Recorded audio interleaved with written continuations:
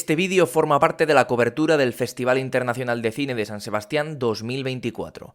Puedes ver todo el contenido relacionado con el festival en la lista de reproducción del mismo nombre o Donostia Zinemaldia 2024. Hi, congratulations for the film. The truth is, it's magnificent. I'd like to ask you, John, about the editing, because it's a film that we may have seen in the past, but the chronological disorder is quite special. It's like a puzzle, which means that the characters, we start to learn about them. We see their relationship in disorder. Andrew, great acting, by great performance. How did you build, construct your character also on Florence's part, and how you did them both together, if you catch what I'm saying? Okay, Andrew. John? Well, it's ostensibly quite a simple story, which is, a guy meets a woman and they fall in love and they try and make a life and have a child, and then it comes to an end. And no spoilers, but it felt to me that the form which Nick had in his script, which was of 3 time frames, in lots of ways was the meaning, and it also made it essentially cinematic for me, which I'll come on to in a second.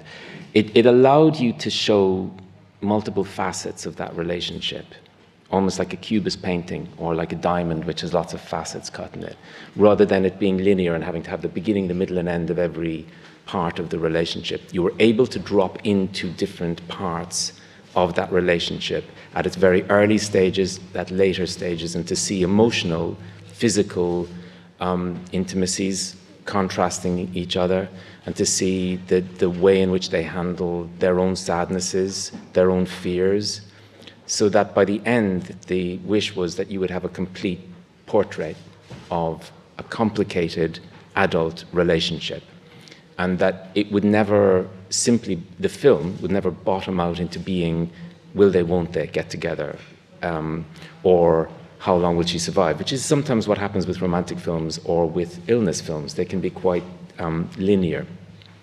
The director that I thought of a lot when making this, and it's sort of ironic because he never made a film anything like this, he made much darker films, was Nicholas Roeg, right? And he had a great line about that he said, in the editing room, all time is available all the time. And I loved the idea that a film generates its own sort of relative time universe, and that if we could do that with this and capture it, that would be worthwhile. The script was in one shape, and then of course you get into the editing room and we broke it apart into thousands of pieces and had to almost begin again with the disordering and reordering of it. The performances arrived magnificently as we were shooting, so I went into the editing room with 2 extraordinary performances. I could see that even in rehearsals, that what was beginning to bubble up was very special. And then in the shooting, about 3 days in, there was even a drop in one of the scenes where it was like, wow, this is exceptional. And the truth of those 2 performances became our compass, which is how to piece the film together. And it took on its own sort of emotional logic, as it were. And in terms of creating the relationship with Florence and playing the character, the writing was very good. The script was incredibly good.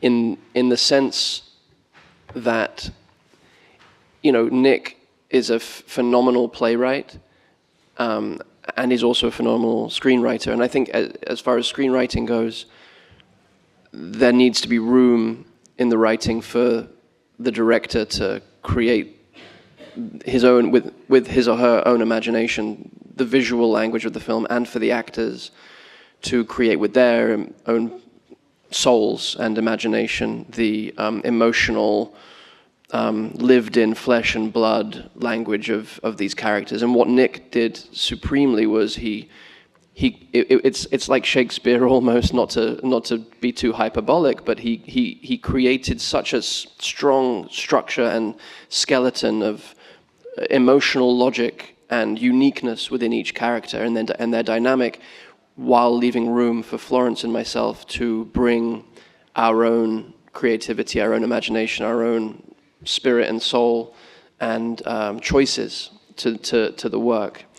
There was no ceiling to it. We could fly from the very strong foundation that he created, and in terms of jumping all over time as well, it felt very, very clear whenever we were acting together where we were, because of the writing and because of Florence and us being able to tune into each other, and creating that dynamic was a great acting joy of my life, and doing it with John, the three of us really creating an environment of safety and intimacy together, and humor and joy, and an ability to drop to those depths of our own humanity, and bring all of our own personal material to this piece. It's a testament to John for creating that environment. It's a testament to Florence for being such a fierce, vulnerable, strong, like mysterious, one of those mysterious actors. And I speak for her in saying that she really wishes she could be here. Again, mostly because she loves to eat. Secondarily, she loves this film. No, she's very, very proud of this film, and she's dying to be here, but she's filming in New Zealand right now. So she sends her love, and she loves this city, and she loves this festival, and yeah. Este vídeo forma parte de la cobertura del Festival Internacional de Cine de San Sebastián 2024. Puedes ver todo el contenido relacionado con el festival en la lista de reproducción del mismo nombre o Donostia Zinemaldia 2024.